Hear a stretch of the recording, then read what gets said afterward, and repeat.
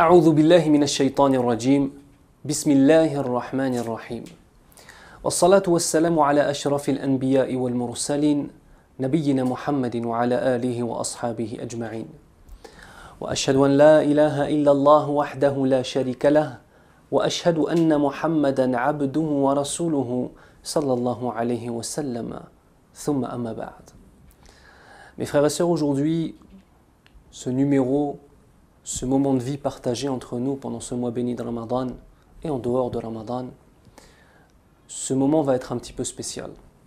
Contrairement à d'habitude où je ramène, bihamdillahi azza wa jal, un thème précis que je traite, aujourd'hui j'ai envie de partager avec vous une expérience personnelle, quelque chose d'un petit peu différent. Cette expérience personnelle est en rapport direct avec ma conversion à l'islam. À travers ce récit de cette expérience que nous allons partager, incha'Allah ta'ala, je veux que nous nous rendions compte de l'importance de certains actes qui parfois perdent leur sens à force d'être pratiqués, au lieu d'être vécus. J'ai envie de partager avec vous la première fois de mon existence où je me suis prosterné pour Allah Azza wa Jal, immédiatement après ma conversion à l'islam.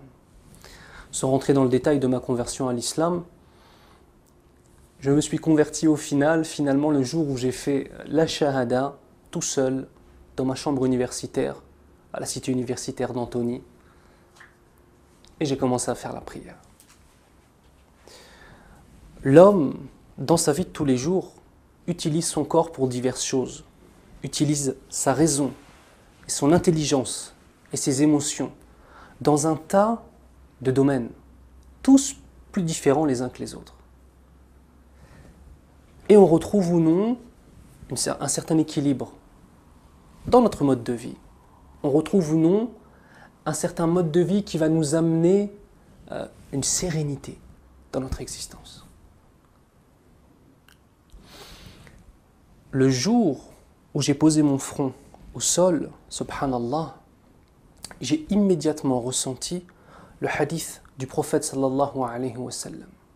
إذ قال أقرب ما يكون العبد من ربه وهو ساجد فأكثر الدعاء. Le moment où l'adorateur, l'esclave, le soumis à Allah Azza wa Jal est le plus proche de son Seigneur, de son Créateur, celui vers qui il va retourner, c'est lorsqu'il est prosterné. Alors il nous ordonne, subhanallah, sallallahu alayhi wa sallam, il nous ordonne de démultiplier et de multiplier les invocations au moment où nous sommes prosternés. Après avoir dit la ilaha illallah Muhammadur Rasulullah sallallahu alayhi wa sallam, je me suis dirigé vers la Qibla et j'ai dit Allahu Akbar pour la première fois de ma vie. Et à ce moment-là, le mot, l'expression, la phrase Allahu Akbar fut un véritable concept. En disant Allahu Akbar, c'est comme si toute la vie que j'avais eue avant, cette vie dans la mécréance, cette vie dans l'égarement, je la repoussais de mes mains vers l'arrière, en disant Allahu Akbar vers l'avant, pour rentrer dans un nouvel état de vie.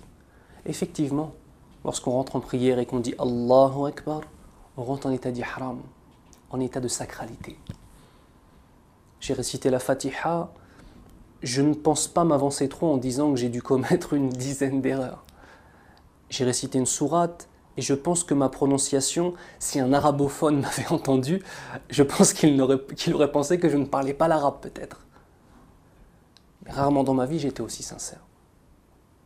J'ai fait le ruku', la génuflexion, puis j'ai fait sujud. Et à ce moment-là, lorsque de cet état de debout, je suis parti à l'état d'être prosterné, subhanallah, tout mon corps et chaque membre de mon corps a rempli le rôle pour lequel il a été créé. Chaque chose a pris un sens. Chaque chose a pris un sens.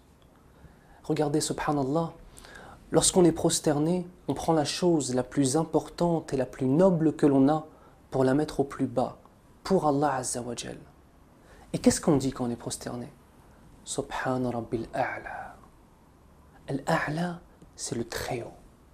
On se met en bas avec la chose la plus noble que l'on a, que l'on pose au plus bas, car c'est notre place d'être au plus bas face à Allah Azza wa Jal. Et la parole que l'on dit, Subhan Rabbil A'la. La perfection appartient à mon Créateur, à mon Seigneur, le Très-Haut. La prosternation, ikhwan, n'est pas un simple mouvement. Ce n'est pas simplement une gymnastique. C'est ce pourquoi tu as été créé.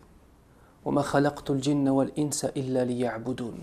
Allah Azza wa Jal nous dit, je n'ai créé les djinns et les hommes que pour qu'ils m'adorent. Illa liya'budun, dans le sens aussi illa liyuwahhidun, uniquement pour qu'ils proclament mon unicité. Et la prosternation est vraiment le moment le plus intense de cette déclaration de l'unicité d'Allah Azza wa Jal.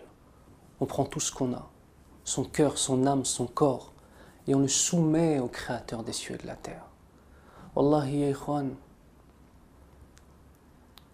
y a-t-il des moments plus intenses que ceux où la créature reprend sa place? Y a-t-il des moments plus intenses où réellement, on goûte à halawat al-iman, au délice de la foi? Chaque prosternation que tu fais doit être une chose exceptionnelle. Chaque fois que tu te prosternes, tu dois penser vers qui tu te prosternes. Et toi, qui es-tu pour te prosterner face à lui? La prosternation est une clé de la prière. La prosternation est une chose exceptionnelle que l'on partage avec notre Seigneur. Je me rappelle d'un Saoudien que j'avais vu, je l'avais rencontré d'ailleurs au Masjid al-Nabawi, hafidhahullah, qui lui était un jeune qui très souvent faisait des bêtises. Il était rentré dans une villa pendant la nuit, par effraction, et il y avait une piscine dans cette villa. C'est en Arabie Saoudite ce dont je vous parle. Et il est monté sur le toit de la villa pour sauter directement dans la piscine. Sauf que, lorsqu'il a fait son plongeon, sa nuque a touché le fond et il s'est cassé la colonne vertébrale. Et du coup, il est devenu complètement handicapé, aussi bien des membres du haut que des membres du bas. Et il ne pouvait même plus bouger la tête, ce frère, subhanallah. Il est connu en Arabie Saoudite. Parmi les choses dont je me rappelle, il avait nommé, si je me souviens bien, il avait cité 2 choses principales, qui étaient des choses fondamentales, qui regrettait le plus de ne plus pouvoir faire. La première des choses, c'était de se prosterner. La deuxième des choses, c'est de pouvoir sentir le mushaf lorsqu'il tourne ses pages pour pouvoir lire le Coran al-Karim. Allah Azza wa Jal t'aime lorsqu'il te donne la santé, lorsqu'il te permet de te prosterner pour lui. N'oublie pas qu'au jour du jugement, Allah Azza wa Jal appellera les créatures à se prosterner pour lui. Et seuls les sincères envers lui pourront se prosterner. Quant aux hypocrites, Allah fera en sorte que toute leur colonne vertébrale ne deviendra que comme une seule vertèbre. Ils voudront se prosterner et ils ne pourront pas. Vous savez, parmi les choses de la prosternation, on a ce qu'on appelle sujud de shukr, la prosternation du remerciement. Lorsqu'un bienfait t'arrive, tu te prosternes où que tu sois. Cherche juste le sens de la qibla, tu fais une prosternation. Il y a aussi les prosternations lorsque tu lis le Coran al-Karim, à certains passages, illustrés par une sorte de petite mosquée un petit peu pointue. C'est des moments où tu te prosternes pour Allah Azza wa Jal. S'il y a bien une chose qui caractérise l'action du musulman dans son adoration, c'est le sujoud, la prosternation.